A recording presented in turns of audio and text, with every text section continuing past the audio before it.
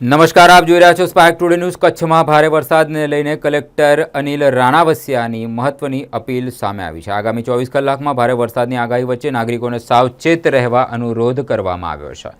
Dam, નદી, નાળા, તળાવ અને જળાશયો નજીક જવા તંત્રની સ્પષ્ટ સૂચના આપી છે કે ડેમ, નદી, નાળા, તળાવ પાસે જવું નહીં, પાણી ભરાયેલા રસ્તા અને કોઝવે પરથી પસાર થવું નહીં, બાળકોને પાણીમાં સ્થળોથી દૂર રાખવા વાલીઓને ખાસ અનુરોધ કરવામાં આવ્યો છે। જિલ્લામાં એનડીઆરએફ, પોલીસ, ફાયર, પીજીવીસીએલ સહિત તમામ વિભાગો એલર્ટ મોડ પર રાખવામાં આવ્યા છે। જિલ્લા અને તાલુકા કંટ્રોલ રૂમ 24 કલાક મોનિટરિંગ કરશે।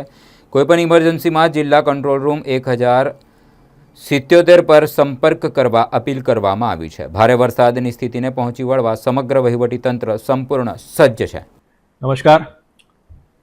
કચ્છ જિલ્લામાં આ ચોમાસાની સિઝનમાં અત્યાર સુધી ઘણો ઓછો વરસાદ નોંધાયો હતો, પરંતુ છેલ્લા 2-3 દિવસથી વરસાદની જે પરિસ્થિતિ છે એ સાનુકૂળ થઈ રહી છે અને એમાં પણ રાજ્ય સરકાર તરફથી આઈએમડી વિભાગ તરફથી ભારે વરસાદની આગામી 24 કલાક માટે એક આગાહી કરવામાં આવી છે।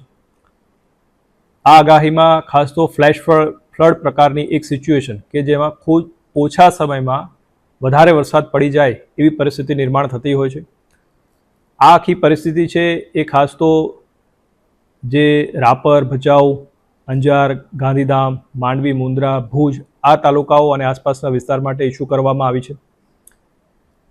એના માટેની જરૂરી જે સંકલન તમામ વિભાગો સાથે છે એ કરી લેવામાં આવ્યું છે, ચાહે પોલીસ વિભાગ હોય, રેવન્યુના અલગ અલગ વિભાગના અમારા કર્મચારી હોય, શિક્ષણ વિભાગ, આઈસીડીએસ વિભાગ, હેલ્થ વિભાગ, તમામ નગરપાલિકાઓ, સાથે સાથે આર્મી, બીએસએફ, કોસ્ટગાર્ડ જેવી એજન્સીઓ સાથે પણ આના માટે જરૂરી સંકલન આજે આપણે કરી લીધું છે।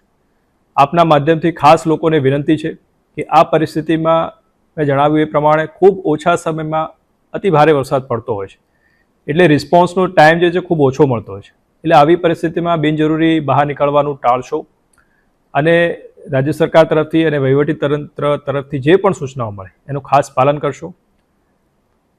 આપને જે આ વિડીયો મળશે એમાં અમે અમારા જિલ્લા અને તાલુકા કંટ્રોલ રૂમના નંબર પણ એની સાથે શેર કરીશું કે જેથી આપને કોઈ પરિસ્થિતિ બી જણાય તો એ કંટ્રોલ રૂમ ઉપર આપ ફોન કરી શકો છો અને જરૂરી મદદની માગણી કરી શકો છો।